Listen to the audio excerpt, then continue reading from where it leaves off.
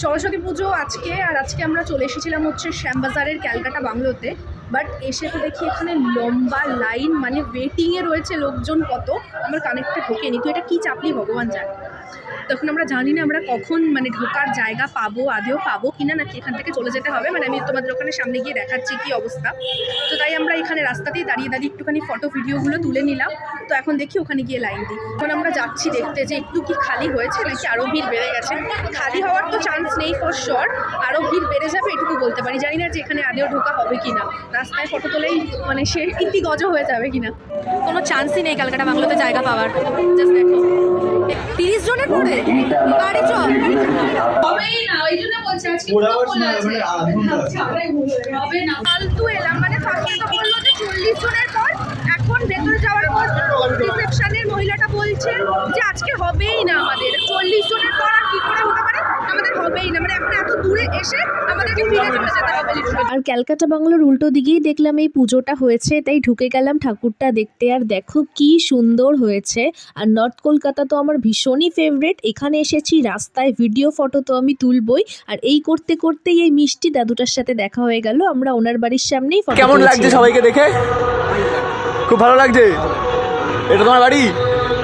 এতটা মিষ্টি উনি, তাই আমি ভিডিওটা ক্যাপচার করেই রেখে দিলাম। তো যাই হোক, এখান থেকে ফটো ভিডিও তুলে আমরা চলে গেলাম আবার চিনার পার্কের আয়াতে। অ্যাকচুয়ালি আমাদের না ফার্স্টে এখানেই আসার প্ল্যান ছিল, তারপর প্ল্যানটা ঘুরে ফিরে ক্যালকাটা বাংলোতে পৌঁছিয়ে গেছিল। কিন্তু বলে না যেটা কপালে লেখা থাকে আলটিমেটলি সেটাই হয়। তাই আমরা ঘুরে ফিরে আবার সেই ফার্স্টের জায়গাটাতেই চলে এলাম। হ্যাঁ, ফার্স্টে যদি এখানে ঢুকতাম তাহলে জার্নিটা কম হতো, কিন্তু নর্থ তো আমার আলাদাই ভালো লাগার জায়গা। ওখানের কালচারটাই তো আলাদা, অলিতে গলিতে পুজো, গান বাজছে। তো আমার তো দারুণ লেগেছে। শুধু একটাই দুঃখ, এখানে ঢুকেই আমার গলার হাতটা ছিঁড়ে গেছে। চিনার পার্কের আয়াতে, তো আমরা চিনার পার্কের আয়াতেই এলাম। আর হাটটা আমার ঘুরে গেছিলো এদিক থেকে এদিক, তো সেটা দেখিনি। এখন দেখে ঠিক করতে গিয়ে এই যে পুরো হাটটাই ছিঁড়ে গেল। এখন হাটটা ঠিক করতে বসেছে। মানে আজকে আমি ফার্স্ট করলাম হাটটা, মানে আমার সাথে না এরকম হয়, নয় ক্লিপ হারায়, নয় কানের দুল হারিয়ে যায়, নয় হাট ছিঁড়ে যায়। কি বলবো, আমার মানে মনটাই খারাপ হয়ে গেল। এখন জানি না ঠিক হবে কিনা, হচ্ছে না। তুই রেখে আমি দোকানে দেখাবো কেন হাটটা ছিঁড়ে।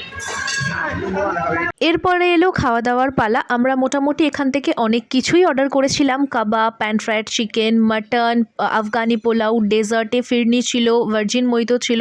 তো সব কিছু সাইডে রেখে আমি তো বলবো আমার এখানে বেস্ট লেগেছে মালাই কাবাবটা।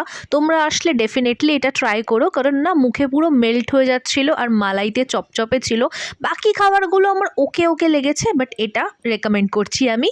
তো যাই হোক, এই তো ছিল আজকে আমাদের খাওয়া দাওয়া। আর সরস্বতী পুজোটা এভাবেই তো সুন্দর করে মজা করে কাটিয়ে লাস্টে 2 কাপ চা খেয়ে বাড়ি।